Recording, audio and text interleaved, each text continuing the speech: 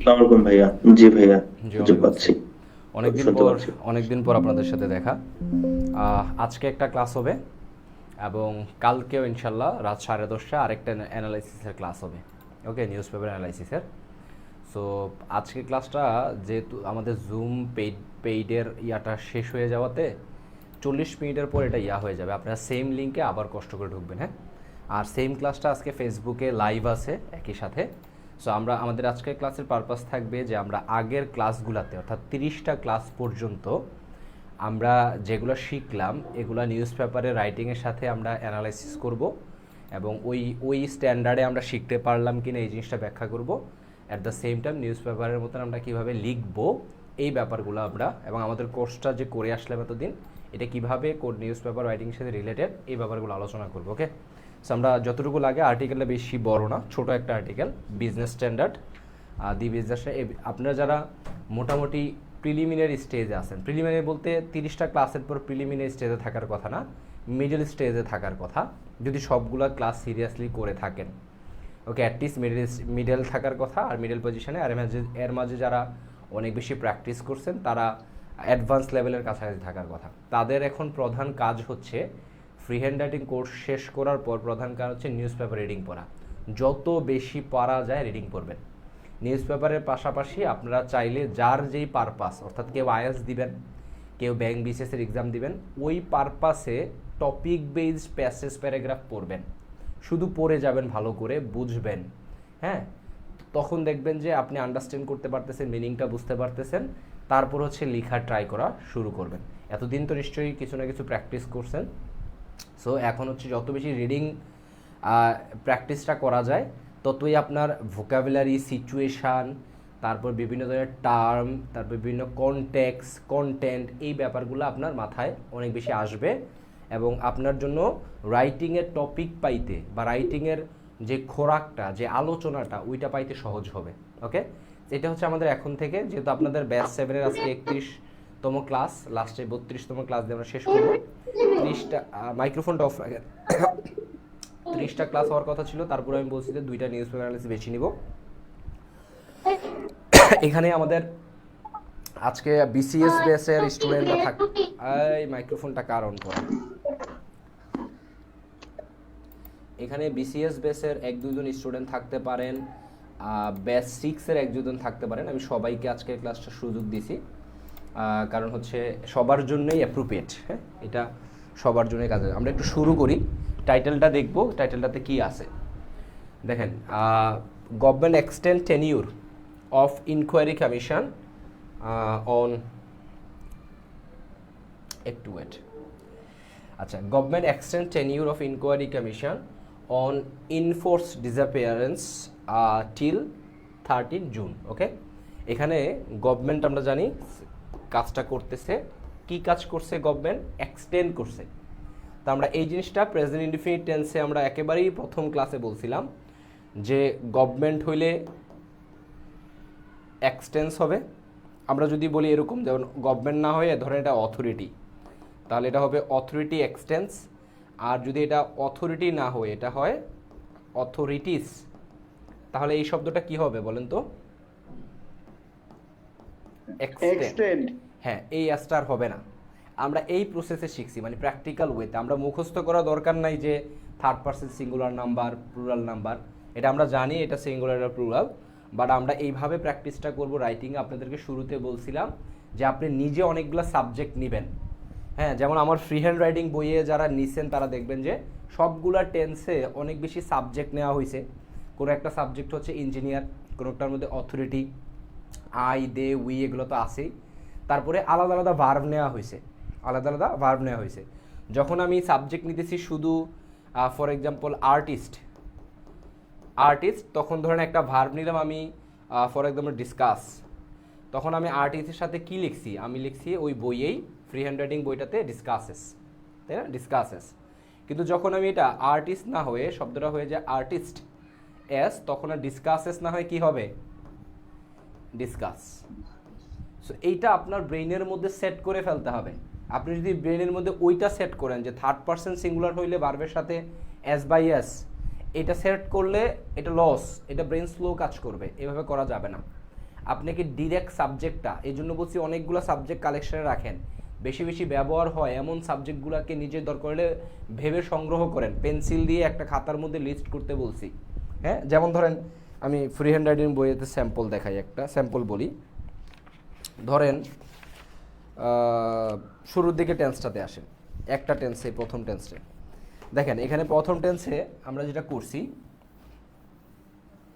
এই প্র্যাকটিসটা আপনাদেরকে যদি এতদিনে না করে থাকেন, আমি আবারও বলতেছি এটা শুরু করতে হবে। যেমন ধরেন এখানে আছে হি অথবা শি, হ্যাঁ, এটার সাথে আমরা সাবজেক্ট দিছি দেখেন ডেভেলপস, ওকে, ব্র্যাকেটে বাংলা অর্থ দিয়েছি বিকশিত করা বা উন্নত করা। ডেভেলপ মানে কোনো কিছু তৈরি করাও বোঝায়, বিকশিত করা বোঝায়, উন্নত করা বোঝায়, এরকম।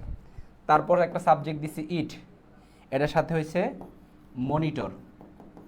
শব্দটা কি মনিটর হবে না মনিটরস হবে?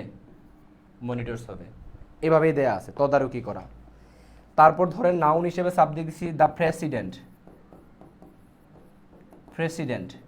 প্রেসিডেন্টের সাথে একটা ভার্ব দেওয়া হয়েছে, ডিফারেন্ট একটা ভার্ব, ইমপ্লিমেন্টস। পরে যখন এটা প্লুরাল গেছে, হ্যাঁ, তখন আমরা কি করলাম, যেমন আরও অনেক আছে, president, financial adviser, researcher, engineer, government, politician, economist, সবগুলোর সাথে আলাদা আলাদা verb, collaborates, promises, accelerates, design, discover, suggest, implements, monitors, develops. তারপরে আমরা আসি দেই, প্লুরালে গিয়ে আমরা আসছি দেই। আমি আপনাদেরকে একেবারে at the very beginning of your course যেই অ্যাডভাইসটা দিছি, ওই অ্যাডভাইস অনুযায়ী বইটা লিখছি। আপনাদেরকে মনে আছে যারা শুরুর দিকে ছিলেন ফ্রি হ্যান্ড রাইটিং ব্যাচ 6 এবং 7, আমি বলছিলাম যে খাতা কলম নিয়ে এভাবে ডিফারেন্ট সাবজেক্ট, ডিফারেন্ট ভার্বের সাথে কোলাবোরেশন করে প্র্যাকটিস করতে বলছিলাম। ইজ দ্যার এনি ওয়ান যে ওই ক্লাসগুলো করছেন বা শুনছেন? হ্যাঁ ভাইয়া, মনে আছে ভাইয়া। হ্যাঁ, আমি তখন বলছিলাম যে একটা খাতা নেবেন, ওই খাতার মধ্যে ডিফারেন্ট সাবজেক্ট নেবেন এবং ওই ডিফারেন্ট সাবজেক্টগুলোর সাথে ডিফারেন্ট ভার্ব ইমপ্লিমেন্ট করবেন। খেয়াল করেন, আপনি হি শি এর ক্ষেত্রে ডেভেলপস বলছেন, সেম এটা দিয়ে আবার হি মনিটরস, সে তদারকি করে।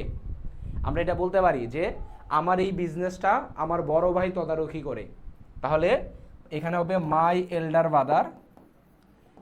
Brother monitors.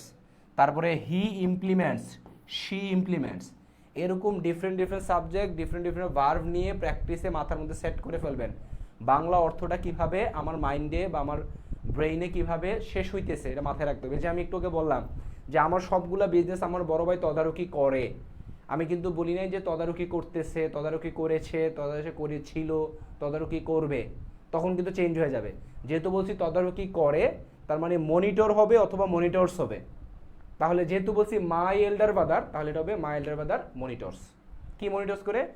My all the businesses, আমার সবগুলা বিজনেস আমার বড় ভাই তদারকি করে। সো এই এক্সাম্পলটা কেন আসলাম, বেসিক্যালি এই যে গভর্নমেন্টের সাথে এক্সটেন্স শব্দটা হয়েছে, এটা কি হয় নাই, এক্সটেন্ড হয়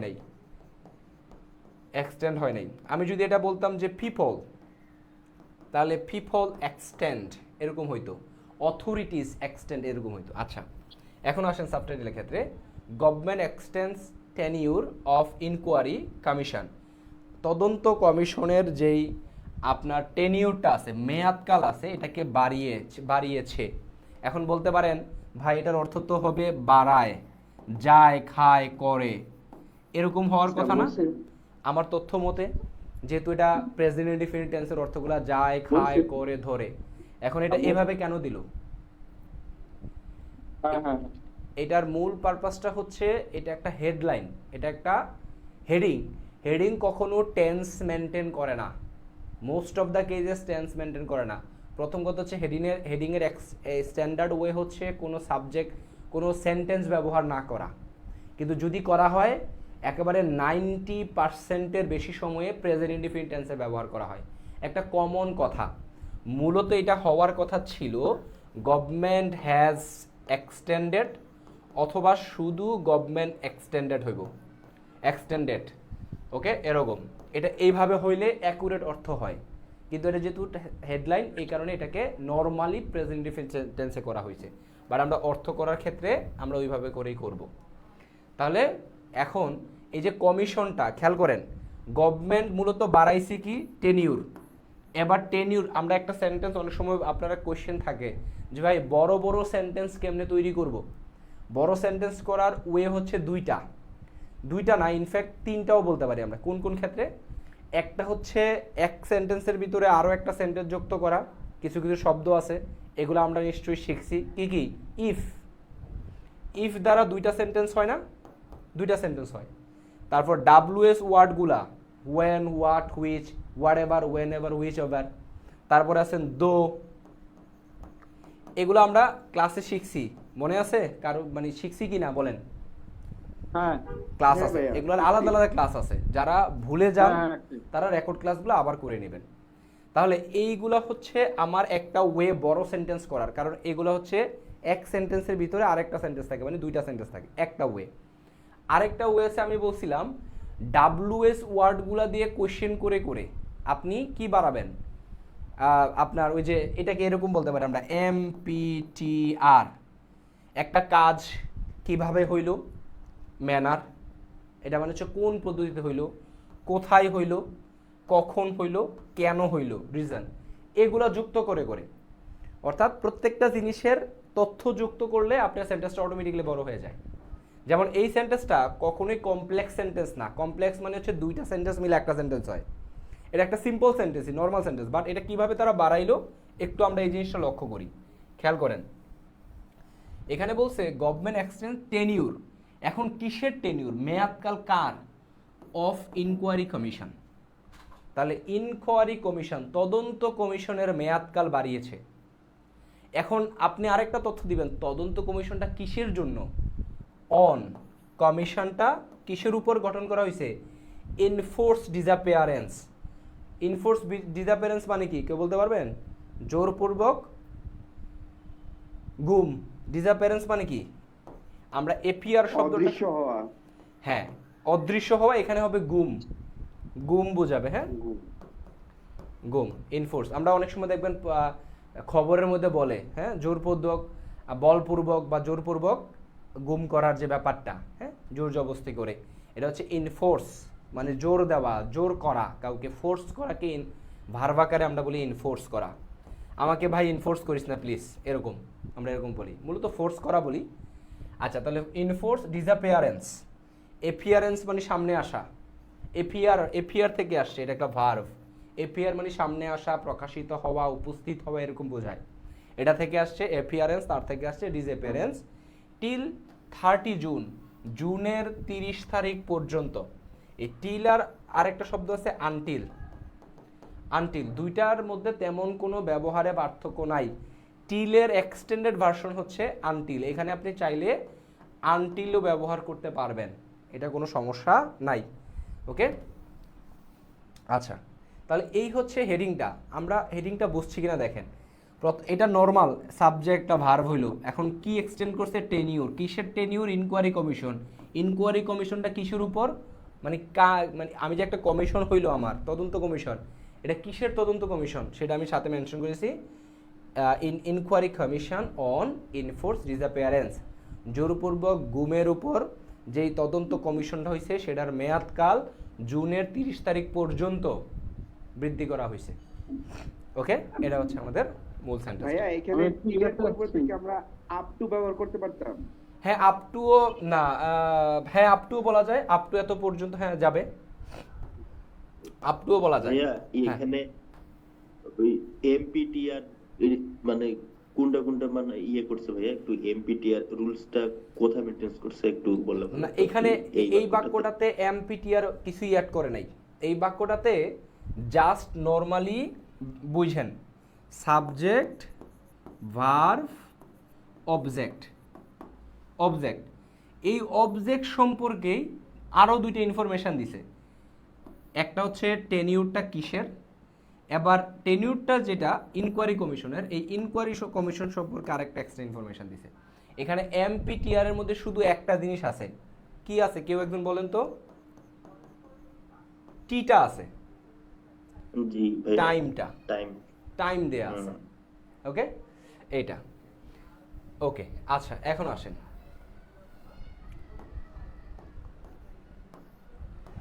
এই জায়গায় খেয়াল করেন। এটাকে বলা হয় হাইফেনেটেড অ্যাডজেক্টিভ, আমরা এটা বলি।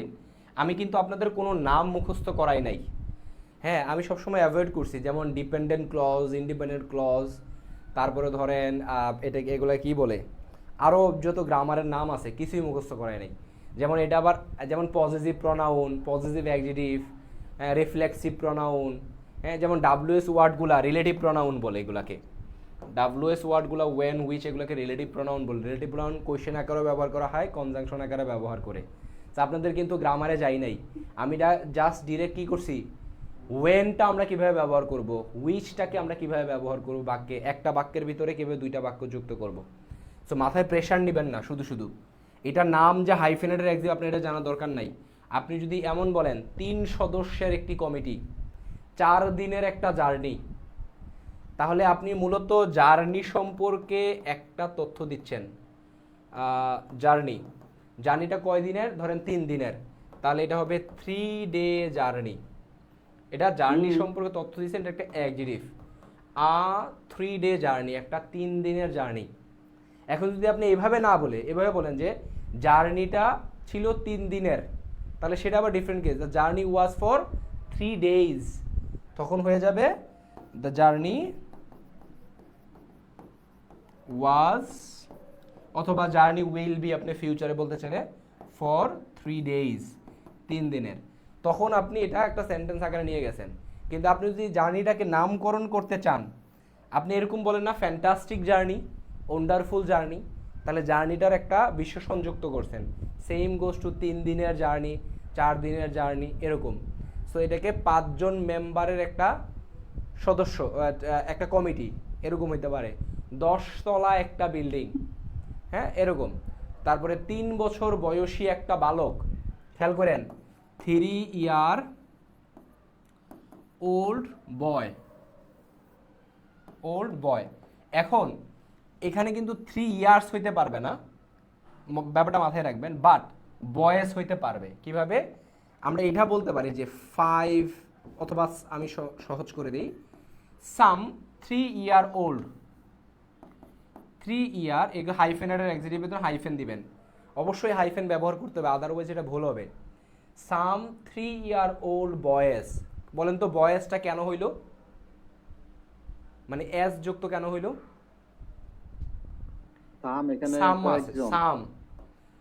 সাম বয়েস, কিছু বালক। এখন বালক সম্পর্কে তথ্য দিচ্ছি, এরা 3 বছর বয়সী বালক, কিছু 3 বছর বয়সী বালক। আমরা এভাবেও বলতে পারি there were some boys who were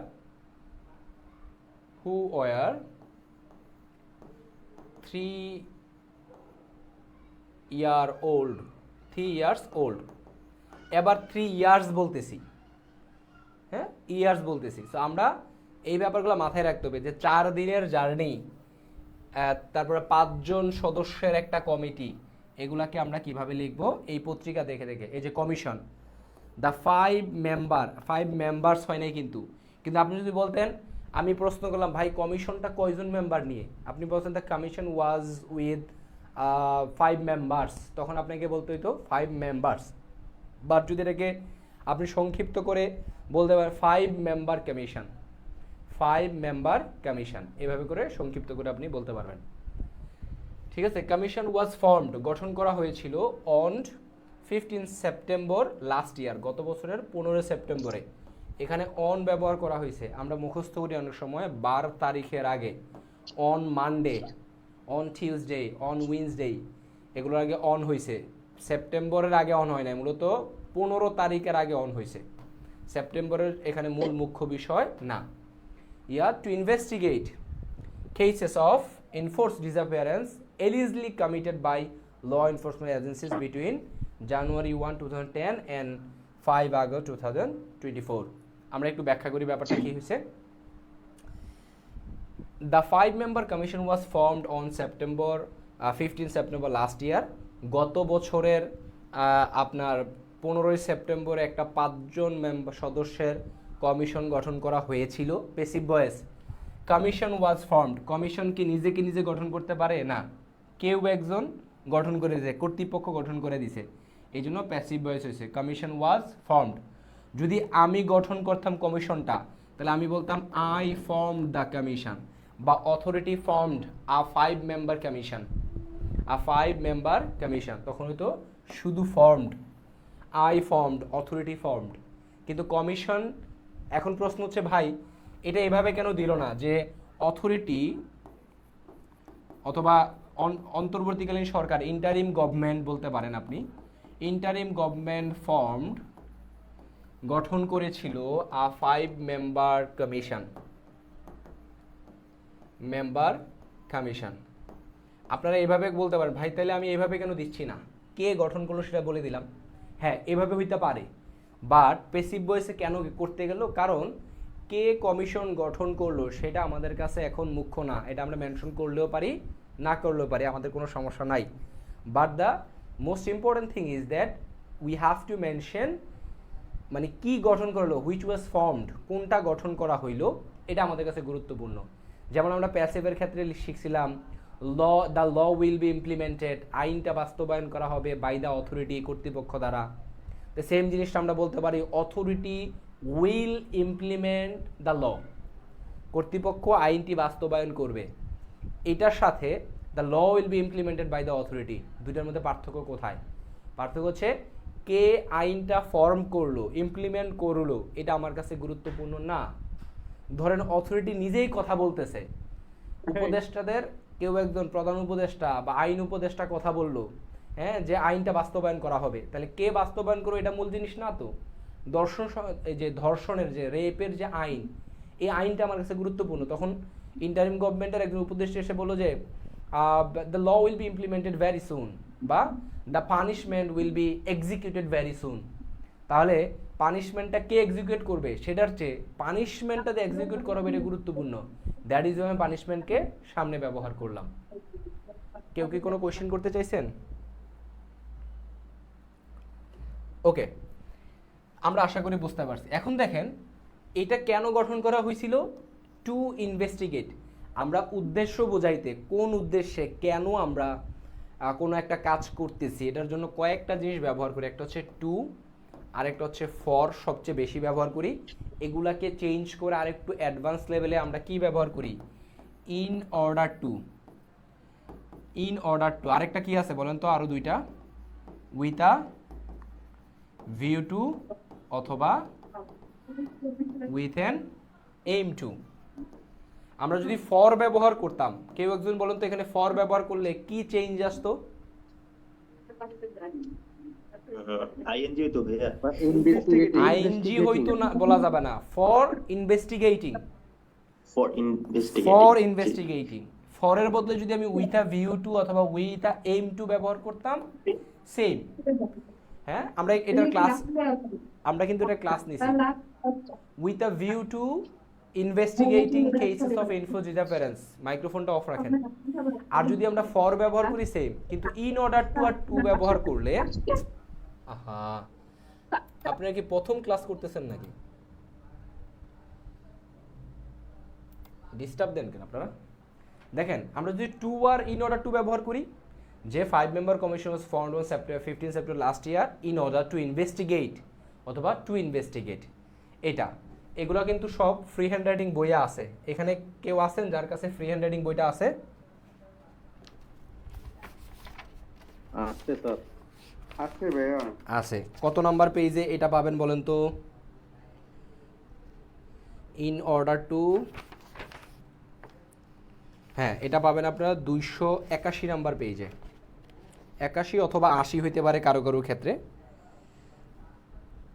280 ক্ষেত্রে। ওকে, সো এইগুলা এভাবে শিখে ফেলবেন। যারা এখনও কনফিউশন আছে তারা এভাবে করে শিখবেন যে কোন সিচুয়েশনে আমরা কোনটা ব্যবহার করি। যে in order to with a view to with an aim to, she enrolled in the course with a view to improving her skills. তার দক্ষতা উন্নয়নের উদ্দেশ্যে অথবা লক্ষ্যে বা দক্ষতা উন্নয়ন করতে কোর্সে ভর্তি হয়েছিল।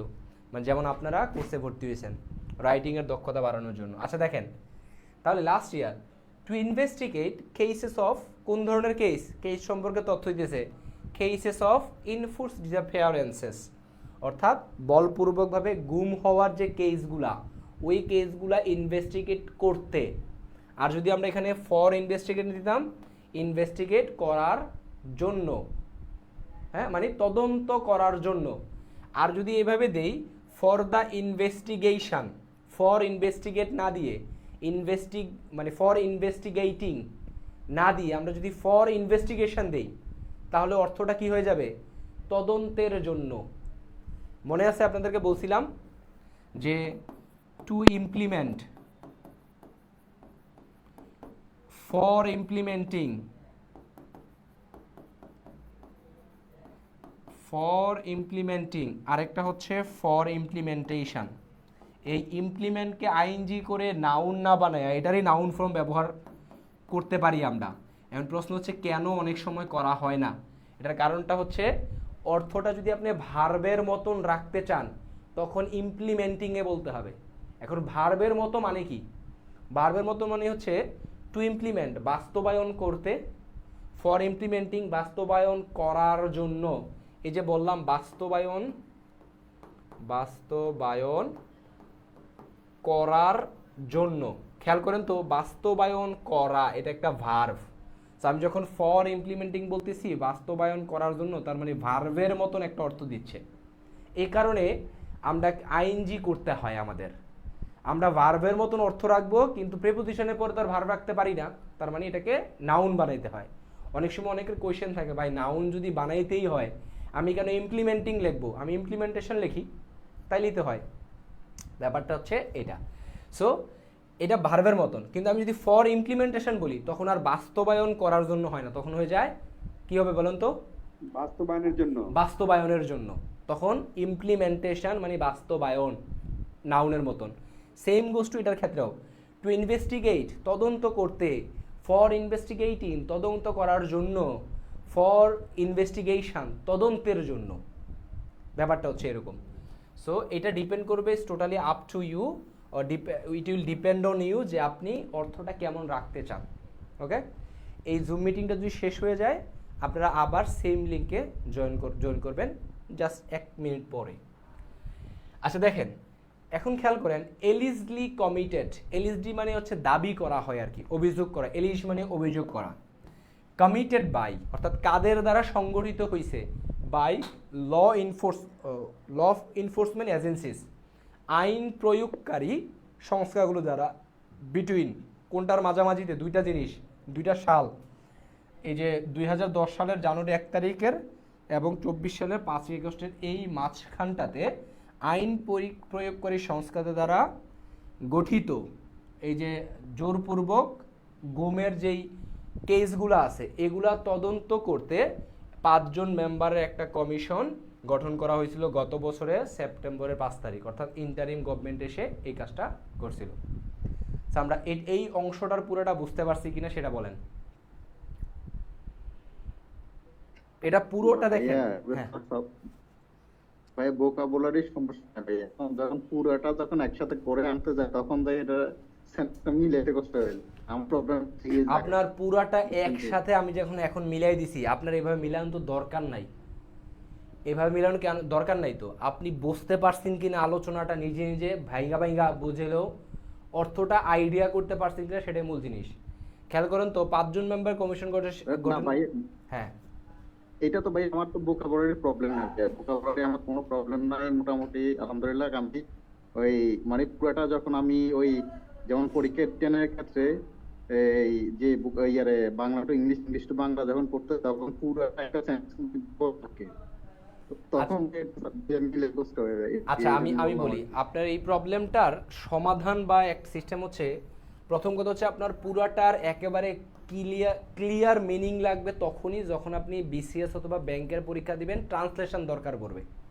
যদি এরকম ক্যান্ডিডেট হন তাহলে সেক্ষেত্রে যেটা করতে হবে, আইএলস ক্যান্ডিডেটদের পুরোটা বোঝার দরকারও নাই, পড়ে পুরো সেন্টেন্সের একটা ভাষা মিনিং বুঝলেই হবে। অর্থাৎ আপনি পুরো সেন্টেন্সটা কি বুঝেন সেটা বুঝতে হবে। এটা সমস্যা না, কিন্তু ভাই আমি বিসিএস রিটেন দিছিলাম 45-এ, ওইটাতেই আমার প্রবলেম হয়েছিল আর কি। এজন্য এখন কিন্তু যারা ট্রান্সলেশন শুনেন, কিন্তু যারা ট্রান্সলেশন দিতে যাবেন তাদেরকে যেটা করতে হবে, মিলাইতে হবে বেশিরভাগ সময়। তবে এটা বাংলা অর্থ বেশিরভাগ সময় পেছন দিক থেকে হয়, কিভাবে দেখেন, ফর এক্সাম্পল এই 2024 সালের 2010 সালের জানুয়ারি থেকে 24 সালের 5ই আগস্টের মাঝামাঝি আইন প্রয়োগকারী সংস্থাদের দ্বারা সংগঠিত আপনার জোরপূর্বক গুমের ঘটনাগুলো ইনভেস্টিগেটেড করতে গত বছরের সেপ্টেম্বরে একটা 5 জন মেম্বারের কমিশন গঠন করা হয়েছিল। ভার্ব সবসময় বাংলা বাক্যে শেষে যায়, তার মানে এই জায়গার শেষে, কিন্তু অর্থ যখন করতে যাবেন, মানে একেবারে ট্রান্সলেশন যাদের লাগবে, যারা বিসিএস দিবেন, আমার যেহেতু 2টা বিসিএস দেওয়ার এক্সপিরিয়েন্স আছে, রাইটিং দেওয়ার, 44-এর ভাইভা ঝুলে আছে, জেনারেল ক্যাডারদের আমি শুধু জেনারেল দিছিলাম, এটা নাকি শুনলাম মে মাসে হবে, দিব কিনা জানি না, সেটা পরের ব্যাপার। বাট ট্রান্সলেশনটার ক্ষেত্রে মাথায় রাখবেন যে শেষের দিক থেকে বেশিরভাগ সময় হয়, একেবারে 95%। এই যে আমি এখন মিলাই দিছি দেখেন সুন্দর করে, যে 2010 সালের জানুয়ারি 1 তারিখ থেকে 2024 সালে 5ই আগস্টের ভিতরে আইন প্রয়োগকারী সংস্থাগুলো দ্বারা গঠিত, হ্যাঁ, জোরপূর্বক গুমের ঘটনাগুলো তদন্ত করতে গত বছরের 15ই সেপ্টেম্বর 5 জন মেম্বারের একটা কমিশন গঠন করা হয়েছিল। আমি কি বোঝাইতে পারছি কিনা? দেখছেন কিভাবে শেষের দিক থেকে মিলছে কথাটা? তো এটা যে অ্যাকুরেট ওয়ে ব্যাপারটা এমন না, আপনার বাংলা কথা মিললেই নাম্বার পাবেন, কিন্তু যদি আপনি এলোমেলো করেন 5 জন মেম্বার ইনভেস্টিগেট করতে, তারপরে গুমের ঘটনা 2024 সালের মাঝামাঝি, এভাবে টেনে টেনে নিয়ে তো আর হবে না, আপনাকে বাংলা পুরো কথাটাকে মিলাই আনতে হবে। ব্যাপারটা হচ্ছে এটা, সেই ব্যাপারটা মাথায় রাখবেন, তাইলেই হবে। এটা অল্প অল্প করে প্র্যাকটিস করলে হয়ে যাবে। ভাইয়া ধরেন পুরা সেন্টেন্সটা বুঝতে পারছি, যে মাঝখানে তো ভোকাবুলারি তো শেষ নাই, দু একটা যদি মানে প্রবলেম, যেমন যে অ্যালেজলি, ওটা ধরেন আপনি না বললে উপরের সেন্টেন্সে হ্যাঁ, আরগুলা ধরতে পারলাম, ওটা কি তাহলে মানে পরে বুঝে একটা অ্যাজাম্পশন করে সেন্টেন্সটাকে করব, আরগুলা তো ধরেন এরকম যদি ভোকাবুলারি। আমি আপনার কোশ্চেনটা বুঝি নাই, একটু লাউডলি সুন্দরভাবে গোছায় কোশ্চেন করেন। কোশ্চেন করাও একটা আর্ট। ওটা আমার, আচ্ছা ওই মাইক্রোফোনে মনে একটু হয়েছিল, এখন শোনা যাচ্ছে? হ্যাঁ শোনা যাচ্ছে, কুইকলি করে ফেলেন, এই মানে জুম মিটিংটা শেষ হয়ে যাবে। ভোকাবুলারি তো অনেক এই সেন্টেন্সে, যেমন অ্যালার্জি, এটা তো করে নতুন পাইলাম, এরকম দুই একটা ভোকাবুলারি যদি না পারি, মিসিং হয়ে যায়, তখন ওটা কি মানে পুরো সেন্টেন্স পরে অনুমান করে মিলাই দিলে হবে। সব ওয়ার্ডের লাগবে না, সব ওয়ার্ডের অর্থ জানা সব সময় দরকার নাই, তবে এমন যদি হয় বেশিরভাগ কিছু বাদ পড়ে যাচ্ছে, যেমন ধরেন আপনি কমিশন লেখছেন, একটা কমিশন গঠন করা হয়েছে, কিন্তু এটা যে 5 জন মেম্বারের কমিশন, এই কথাটা বাদ পড়ে গেছে, এটার ক্ষেত্রে একটু প্রবলেম হইতে পারে। বুঝতে পারছেন কিনা? আমি এখানে এলিজলির অর্থ কিন্তু বলি নাই। এলএসডি মানে হচ্ছে মূলত অভিযোগ, মানে অভিযোগ অনুসারে, হ্যাঁ, যেমনটা অভিযোগ আছে আর কি, যে আইন প্রয়োগকারী সংস্কার গঠন করেছে অভিযোগ অনুসারে, কথাটা এরকম হবে এলএসডির, কিন্তু আমি এলএসডির অর্থটা এখানে বলি নাই। আমার ইয়াটা হয়ে যাবে, সমস্যা নাই, এখানে মার্ক পাবেন। আর ট্রান্সলেশনে তো কখনো 100% মার্ক পাবেন না, 70-80% মার্ক পাবেন। সো আপনি কথাটা মিলাই দিলেই হবে, এটা নিয়ে প্যারা খাওয়ার কিছু নাই। আচ্ছা ইন্টারিম গভর্নমেন্ট হ্যাজ, বুঝি নাই, আমাকে বলছেন? আচ্ছা, interim government has extended the tenure of, এটা তো আমরা পড়ছি একটু আগে। দেখেন এখানে আনটিল ব্যবহার করছে, একটু আগে মনে আছে? আপনারা একটু খেয়াল করেন, একটু আগে আমি বলছিলাম যে টিলের পরিবর্তে আনটিল ব্যবহার করতে পারবেন, মনে আছে কিনা? এই যে দেখেন একই অর্থ, টিলের একটা এক্সটেন্ডেড ভার্সন হচ্ছে আনটিল। দেখেন এই জায়গায় আবার আনটিল ব্যবহার করছে, শুরুতে ব্যবহার করছিল টিল, এখানে আনটিল। আমি এই বইয়ের টিল আনটিলের যে আলোচনাটা, সেখানে বলে দিছি টিল আনটিল একই রকম ব্যবহার, দুইটার একটার পরিবর্তে আরেকটা ব্যবহার করতে পারবেন, ঠিক আছে, মাথায় রাখবেন। আচ্ছা, যেমন আমরা ওই no sooner had scarcely had, exactly হ্যাঁ। আবার কোন সময় no sooner হেডকে as soon as দেয়া, সুন আফটার দেয়া পরিবর্তন করা যায় না, এটাও বলা আছে, বলে দিছিলাম, ক্লাসেও বলছি, বইও আছে। আচ্ছা খেয়াল করেন, হ্যাঁ, দ্য ক্যাবিনেট ডিভিশন ইস্যু করা মানে জারি করা, আর গ্যাজেট নোটিফিকেশন একটা পরিপত্র আর কি, মানে বিজ্ঞপ্তি, অন মানডেতে, এটা 17 মার্চ ব্র্যাকেটে দিয়ে দিছে, স্টেটিং কি বর্ণনা করে, এই যে একটা গ্যাজেট নোটিফিকেশন করলো, এটা কি বর্ণনা করে করছে? স্টেটিং দ্যাট, বর্ণনা করে যে ইট টুক ইফেক্ট রেট্রোক্টিভ ফ্রম কত 15 মার্চ। দেখেন রেট্রো অ্যাক্টিভলি, এটার মানে হচ্ছে যে কোনো ডেট যখন পেছন দিক থেকে ধরা হয়, মানে হচ্ছে আপনি কাজ শুরু করছেন ফর এক্সাম্পল জানুয়ারির 10 তারিখ, কিন্তু আপনার কাজের হিসাব নিকাশ করা হবে জানুয়ারির 1 তারিখ, এটাকে আমরা বলি রেট্রো অ্যাক্টিভলি। রেট্রো অ্যাক্টিভলি ইট টুক ইফেক্ট, এটা কার্যকর হবে আর কি। টুক ইফেক্ট মানে হচ্ছে কার্যকর হওয়া বা ইয়া হওয়া, ঠিক আছে। অ্যাক্টিভলি ফ্রম 15 মার্চ, 15 মার্চ থেকে মূলত কার্যকর হবে। আপনারা ওই লিঙ্কটাতে আবার জয়েন করেন, এখন ইয়াটা শেষ হয়ে যাবে জুমটা।